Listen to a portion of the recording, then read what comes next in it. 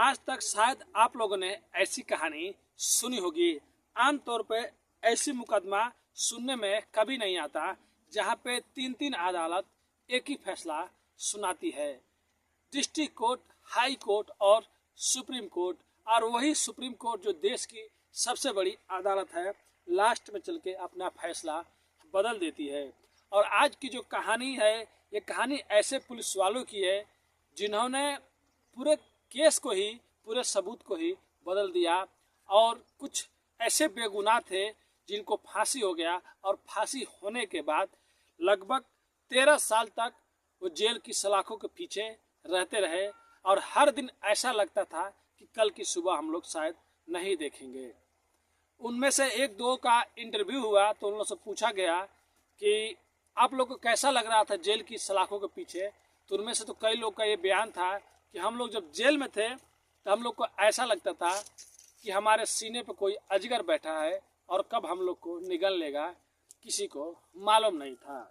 तो चलिए पूरी कहानी को इस वीडियो के माध्यम से आप लोग को बताएंगे क्या हुआ था उस टाइम और कैसे इनको फांसी की सज़ा हो गई और देश की सबसे बड़ी अदालत कैसे अपना फैसला बदल दी। तो नमस्ते, आदाब, सत श्री अकाल। आज की जो सच्ची घटना मैं आप लोग को बताने जा रहा हूँ, एक कहानी 2003 की महाराष्ट्र के एक नासिक शहर का है, जहाँ पे एक गरीब परिवार रहा करता था। उस परिवार में कुल 7-8 आदमी रहते हैं। एक दिन रात को कुछ लुटेरे डाकू आते हैं और उस घर में घुस जाते हैं और एक एक करके सबका कत्ल कर देते हैं। और कत्ल करने के बाद कुछ पैसे गहने लूट कर लेकर चले जाते हैं। लेकिन सुबह जैसे होता है पुलिस पहुंचती है और गांव के कुछ लोग भी जाते हैं, तो पता चलता है कि उस घर में 2 आदमी की जान बच गई है। एक बूढ़ी माँ रहती है और एक उनका बेटा रहता है। अब पुलिस वाले जाते हैं और शनाख्त के लिए उनसे पूछते हैं कि आप लोगों ने किसको किसको देखा है। और उस टाइम बवाल भी हो गया था क्योंकि परिवार के 5-6 लोगों का कत्ल हो गया है।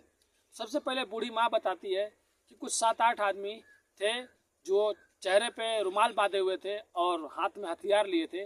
लूट चूट के चक्कर में सबको घर में मार दिया और हम लोग छुप छपा कर कैसे भी बच गए।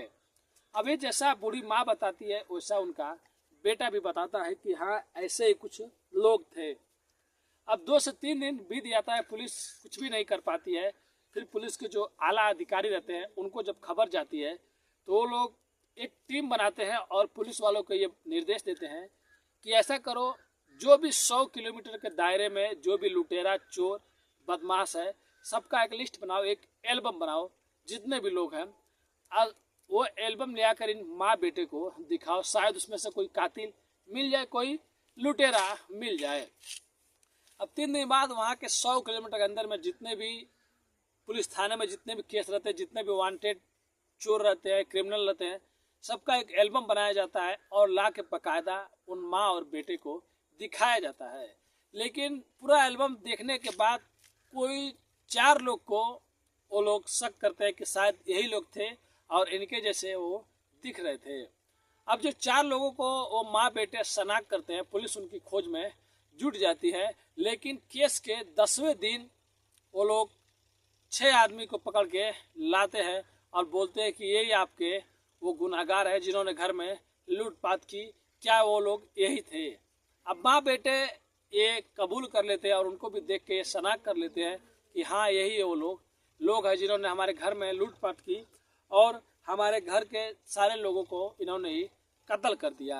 अब होता क्या है, पुलिस उन लोगों को कोर्ट में पेश करती है, जो लोअर कोर्ट होता है, और लोअर कोर्ट अपना फैसला सुनाती है इनका गुनाह जानकर, पूरा फैसला, पूरा कहानी सुनकर कि कितनी निर्मम तरीके से, कितनी दर्दनाक तरीके से इन्होंने एक घर के सारे परिवार के लोग को मार दिया और घर में लूटपाट कर लिया।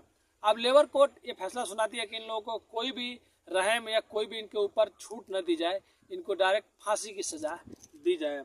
अब 2006 में लोअर कोर्ट ये अपना फैसला सुनाती है और इन दोनों को मौत की, इन सबको 6 को मौत की सज़ा सुना देती है। अब जो मुजरिम होते हैं उनके घर वाले हाई कोर्ट में जाके अर्जी लगाते हैं और हाई कोर्ट में उनके भी वकील बहस करते हैं और जिनके घर में कत्ल हुआ रहता है वो लोग भी बहस करते हैं।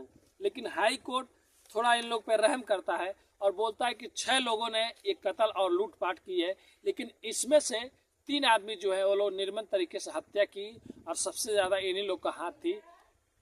तो 3 लोगों को मौत की सज़ा सुना देती है हाई कोर्ट और 3 लोग को उम्र कैद की सज़ा सुना देती है।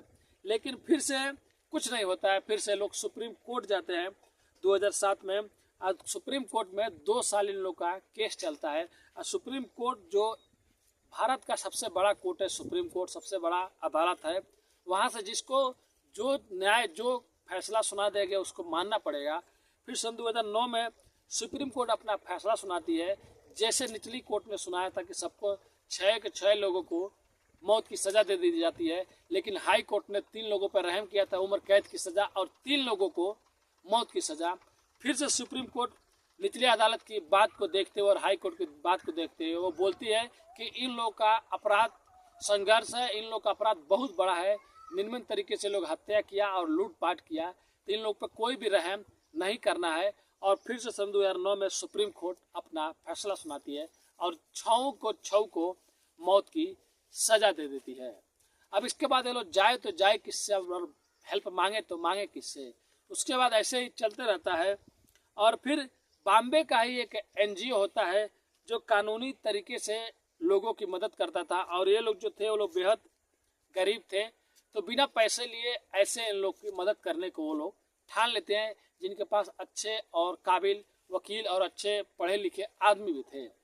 सबसे पहले वो लोग सब लोगों से जांच और पूछताछ करते हैं, आप लोग कहाँ से रहने वाले हैं और कहाँ से आप लोग आए थे। सब पूछने के बाद दोबारा एनजीओ वाला उन 6 आदमियों का केस लेके फिर से सुप्रीम कोर्ट जाते हैं।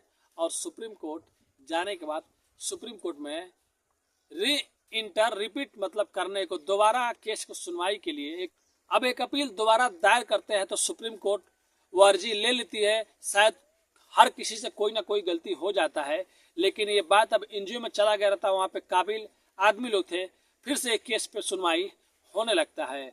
अब धीरे धीरे इस केस पे सुनवाई चलने लगता है। तो सबसे पहले जब सुनवाई जाता है तो जो एनजीओ को जो वकील केस लड़ रहे होते हैं, सबसे पहले सुप्रीम कोर्ट में उन माँ बेटे को भी बुलाते हैं और उनसे पूछते हैं कि आप लोगों ने सबसे पहले जब आपके घर में कत्ल हुआ था तो आप लोगों ने एक एल्बम पुलिस ने आपको दिखाई थी और आप लोगों ने शायद वो एल्बम देखे भी होंगे।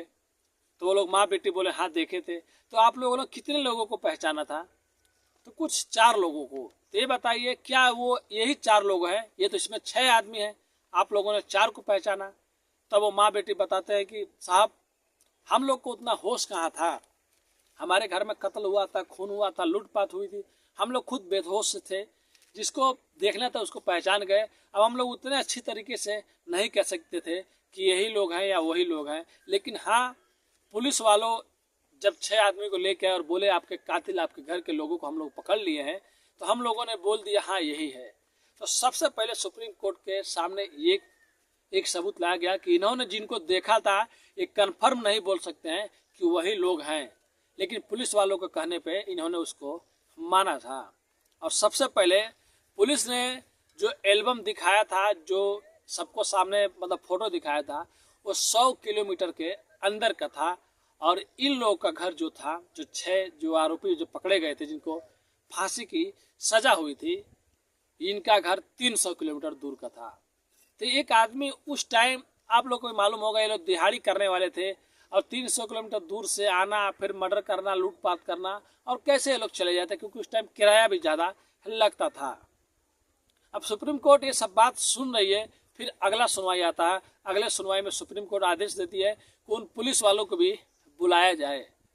अब पुलिस वालों को जब सुप्रीम कोर्ट बुलाती है दोबारा, और दोबारा बुलाने के बाद जब उनसे पूछताछ करती है जो उस टाइम इस केस को देख रहे थे, तो पुलिस वाले बताते हैं कि साहब वो लोग नहीं हैं जिनको माँ बेटी ने देखा था, वो लोग नहीं मिल रहे थे, लेकिन हम लोगों ने किसी और को पकड़ के लाके उस केस को जल्दी सॉल्व करना था, प्रेशर ज़्यादा था, तो करे तो क्या करे, इसीलिए हम लोग को दिखाना पड़ा।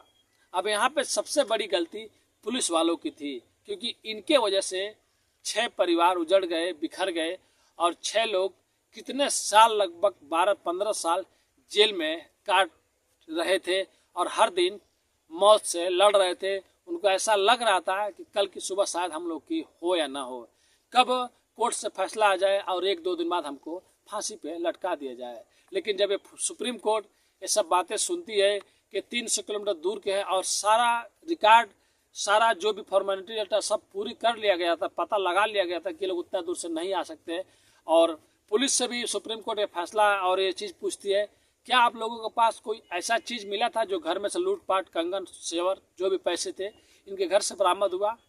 तो पुलिस वालों ने बताया ऐसा कुछ भी नहीं मिला। तो जब ऐसा कुछ मिला ही नहीं और जिनको वो लोगों ने पहचाना उनको आप लोगों ने कभी पकड़ा ही नहीं, तो ये लोग कैसे कातिल हो सकते हैं? ये लोग तो बेगुनाह हैं।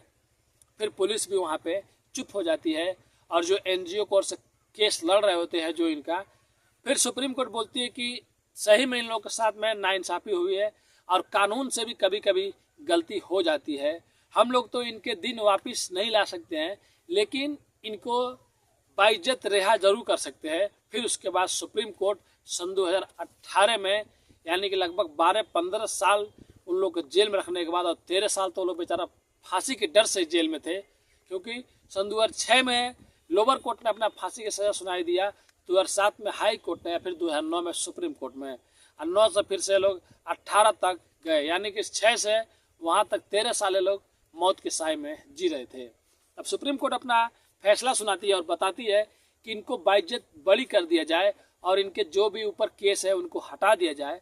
और सुप्रीम कोर्ट ये आदेश देती है कि महाराष्ट्र सरकार इनके जीने और खाने पीने के लिए, इनके जो दिन चले गए उनके लिए एक एक आदमी को 5-5 लाख रुपए दे, जिससे वो लोग रोजगार या कुछ रोजगार कर सके, और हर महीने इन लोग को 2600 रुपये भत्ता के तौर पर दे, क्योंकि जब तक इनका माली हालत ठीक नहीं हो जाता, क्योंकि घर बिखर गए, परिवार बिखर गए, लोग गलत गलत बातें करते थे कि जाओ तुम्हारा बाप, तुम्हारा भाई मर्डर किया, खून किया, चोर है। तो ये सब चीज़ जब तक सही नहीं हो जाए तब तक बॉम्बे सरकार, मुंबई सरकार, महाराष्ट्र सरकार इन लोगों को भत्ता देगी और 5-5 लाख रुपए एक एक आदमी को देगी। फिर उसके बाद ये लोग बाइज्जत बाहर निकल गए और कुछ लोग, उसमें से शायद 2 भाई थे, एक भाई थे, और ये लोग फिर अपने घर पे चले गए। कई लोग का घर बिखर गया, कई लोग का घर में कोई डेथ हो गया, कोई चला गया दुनिया से, कई लोग का मतलब रहने का, खाने का। फिर जो NGO इन लोग का मदद कर रही थी और वहाँ के जो महाराष्ट्र के सरकार थी, गवर्नमेंट थी, वो लोग भी इनको पैसा दी और रहने खाने का फिर से अच्छे से इन लोग का इंतजाम कराई। तो यहाँ पे देख सकते हैं कभी कोई भी चीज़ किसी से भी कभी कभी गलती हो सकती है। अगर कोई ये बोलता है कि मेरे से कभी गलती नहीं हुई है तो ऐसा हो ही नहीं सकता है, क्योंकि आप भी देख सकते हैं कानून से यहाँ पे भी गलती हुई। शायद अगर दोबारा रिपीटेड उसको केस को नहीं करते तो उनको फांसी की हो ही जाती। लेकिन वो NGO का लाख लाख धन्यवाद है जिन्होंने ऐसे गरीब और ऐसे असहाय लोगों की मदद करने को सोची, तो उनको दिल से सलाम है। और दोबारा इस केस को सुप्रीम कोर्ट में चलाया गया तो उन जज को भी सलाम है, जज साहब को भी, जिन्होंने इस केस को दोबारा सुना, देखा और इनको बाइज्जत बरी किया। तो ये कहानी थी आज की, जो कुछ पुलिस वालों की गलती की वजह से 6 लोगों को ज़िंदगी खराब हो गई। तो अब आगे क्या हुआ होगा ये तो मालूम नहीं, लेकिन ये लोग बाइज्जत बरी हो गए और अपनी ज़िंदगी अच्छे से ये लोग जी रहे हैं। तो कहानी सुनाने का उद्देश्य किसी का भी दिल दुखाना नहीं है, बस लोगों को जागरूक और सचेत करना है। तो आप लोग देख सकते हैं एक ऐसा मुकदमा है जहाँ पे लोअर कोर्ट, हाई कोर्ट और सुप्रीम कोर्ट तक एक ही फैसला सुनाई थी, लेकिन बाद में जब फिर से केस पे सुनवाई हुआ, थोड़ा अच्छे तरीके से जांच हुआ और अच्छे काबिल लोग फिर से उन गरीबों का मदद करने को आगे आए, तो इस केस की जो भी चीज़ थी वो बदल दी गई। तो अगर आप भी हमारे चैनल पर नए हैं तो चैनल को सब्सक्राइब, लाइक, शेयर, कमेंट करना मत भूलिए।